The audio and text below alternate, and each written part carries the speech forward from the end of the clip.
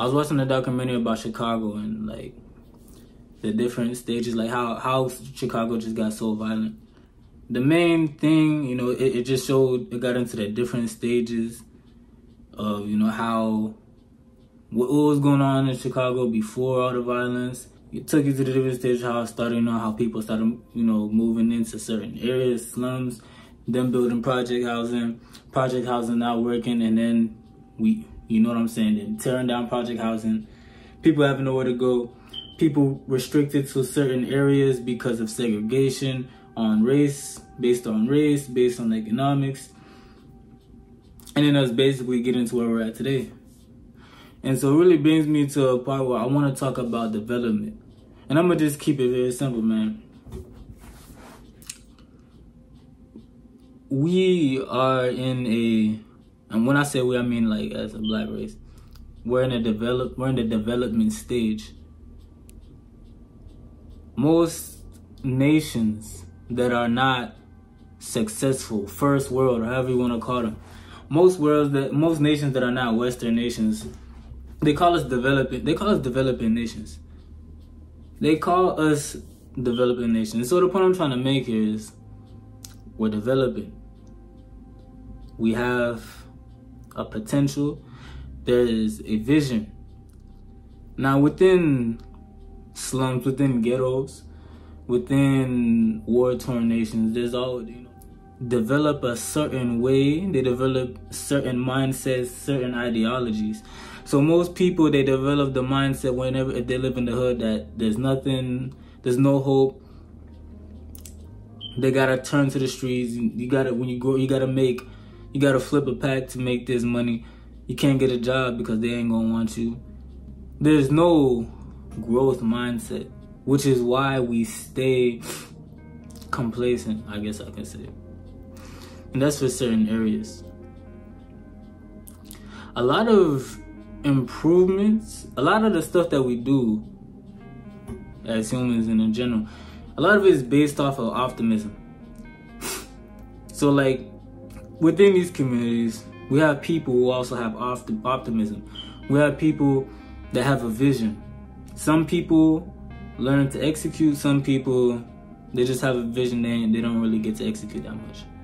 Now, what exactly is the point? What makes the turning point between a nation that's shooting straight up, seeing exponential growth, versus a nation that's sort of growing? They have their development, you know, they sort of going their lines like this. If anything, they're not even seeing any growth at all. So anything, also they could also be going down. You know, it's part of the development area or process. Because if you know anything about growth is like exponential. At first you don't see any results, and then like it goes up. At least this is what I learned from people I like to learn from, and these people have seen lots of growth. You know what I'm saying?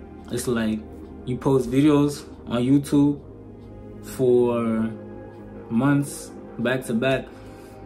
You know, this video gets like 100 views, other video gets 100 views, this video got 50 views. And then you make that one video that gets 5,000 views. That type of stuff. And so we're in, I say us as black people, us as Africans, us as a collective society, we're at that level where we have growth. We see that there's potential. There's potential for that exponential growth, but we're not seeing it yet. We still have to grind it. We still have to put in the work and allow that compound effect to take place. Because to keep it real, I know that there's a process. I know any work that I make that I do put in for South Sudan, that I put in for a black community, for black people around the world, it's not really gonna see too much success because of the part of the process that we're in. Even with me, right? When looking at this concept called the male advantage, I learned this from a YouTuber called First Man. You look at the male life, to keep it as simple. This is a chart that we made, right? To keep it simple,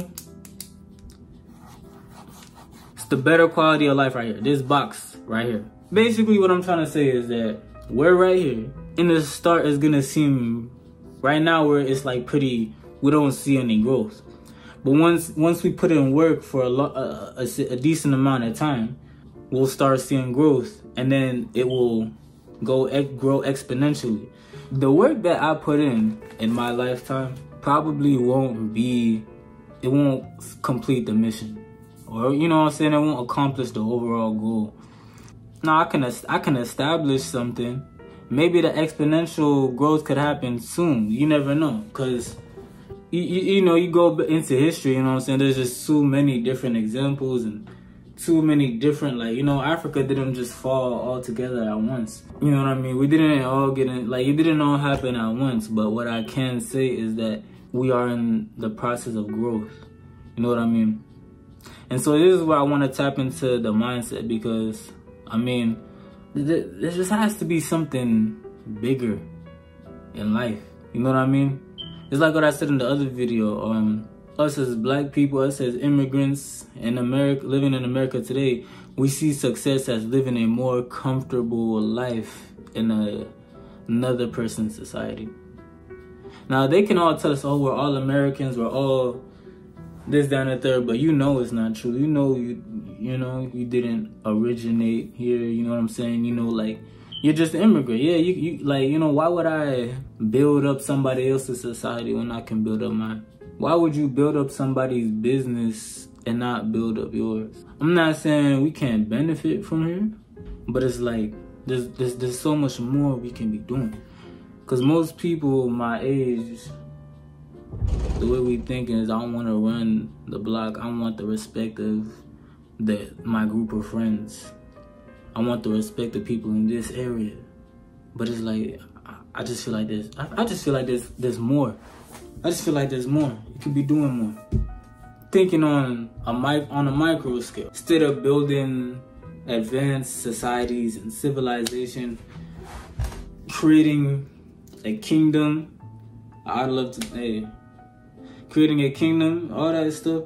Let's think it on like a smaller scale, right? Let's think on the terms of living more comfortable in the Western world. Instead of me being like some people in the older areas I used to live in before I moved to the suburbs, they're trying to run the block. They're trying to gain the respect of the people around the city. I'm thinking on levels like, I want to be somebody who has good assets. I want to be somebody who has money. I want to be somebody who has freedom. I want to be somebody who can, if I wanted to, I could say, fuck it, let me go to Paris this weekend. The way I see it is like, my mindset, I don't even say this to both, and like get this, my mindset is so different. My idea of a good day, a good trip, is going to the museum. My idea of a good day is, you know, going to the British Museum. It's going to see something nice. You know, people are, you know, like, obviously people would like to see something nice, but you know, like it's like, I feel like my habits are more higher quality, I guess I could say. Which you can tell me like, yeah, that's your ego. You think too highly of yourself, but this self-improvement really makes you look at things from a different light. Like, I'm thinking on, let's put Africans on self-improvement. That's how I'm thinking. I'm thinking on that level. I'm thinking, let's build a nation on self-improvement. I like reading books. I like meditating. I like learning. I like that type of stuff. Obviously, I'm still human, so I got my flaws here and there. We almost have to get more people. We have to get more people on these higher quality habits in order to be able to build the individual. The individuals will build families. The families will build communities. And these communities will build societies that are complex. These societies will build nations. That's what I think Black people, African people, that's what we all need.